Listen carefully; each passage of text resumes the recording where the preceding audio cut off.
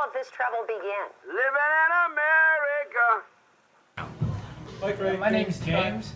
I'm 23 years old. I go to Northeastern University.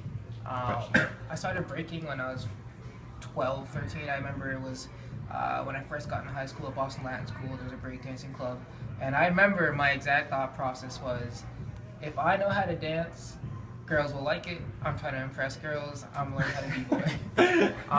Granted, I do remember like my first year, or like my first few times I went to the club, I wasn't really into it. But next year came around after we had the club fair for the second time around. I saw the club again and I was like, all right, this time I want to stick with it. And then I've been b-boying on and off ever since. Right now I'm definitely in the phase of coming back. My high school b-boy club was basically one tight-knit community, and after I transferred from that school, I kind of followed the entire community. But now, after watching everyone go to their own respective colleges and like start up a scene there or get like really sick, and I'm sitting here like hella mediocre, I was like, all right, I need to hop back in and at least make a few dents before I put it down again, if I ever put it down again. But honestly, there's some moves that I know I'm never gonna forget how old, no matter how old I get. Breakdancing has definitely been more of a, I guess, meditating kind of experience for me than anything else. Usually when I do anything, I'm the most competitive person around. I always want to be the best, even if I subconsciously know I won't be the best, I always want to be the best. But with breakdancing, I never had that sense of competition. I always just did it for the fun and for being free and just like moving around and impressing everyone that I knew and just feeling good about myself. Everyone's just so welcoming. I definitely wouldn't breakdance if the community wasn't behind it, backing it, like hardcore.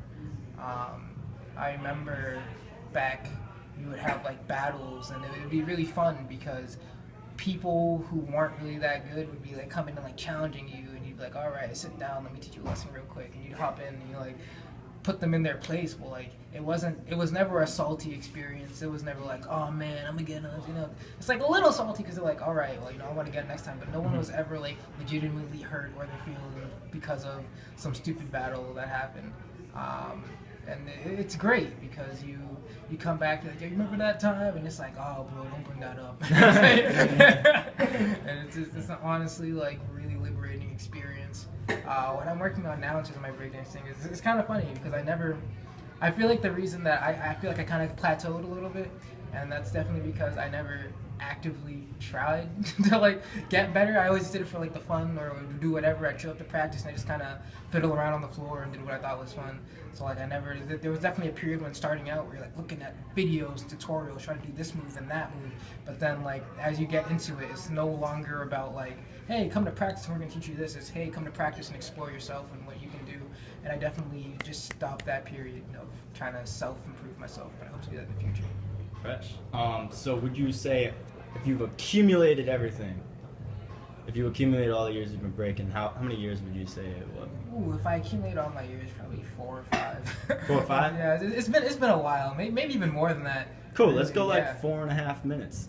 Yeah. If you feel like it's 4 or 5. Yeah, we can do 4.5 minutes. Yeah, sure. Or no, let's go 5. 5. I feel like you got a little passion behind your words. Okay, yeah, we can do 5 minutes. Yeah, All right. A minute per year. Yeah. Yeah, exactly. That's literally what this is. Because I definitely. We got like 40 seconds. All right, 40 seconds. That's plenty of time. I can talk about. I guess. I want to talk about DYC a little bit because he mentioned it and it made me really remember that. DYC? Yeah, Dorchester Youth Collaborative. Okay. Shout outs to Emmett. He's the boy holding it down. Okay. It's where like a lot of the b-boys from my community would go when they didn't have a place to practice at, like school or like on the weekend or something.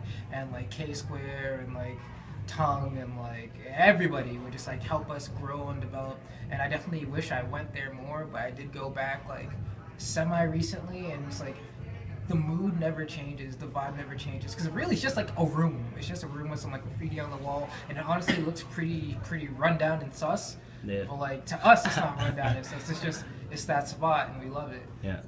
It really makes me feel like I have a place I belong, and I can always go back to no matter how old I get or where I am. It's like a desert oasis or like a sanctuary or something. You can just always come back and I don't know, take in the vibes and start over again. Yeah. Word. 5:20. Thank you for. I'm gonna keep it all though. I'm gonna keep it all. It's kind of a rough 5-ish minutes, whatever. Because I was like, I have no idea if I like should keep talking or if I should 5 minute mark.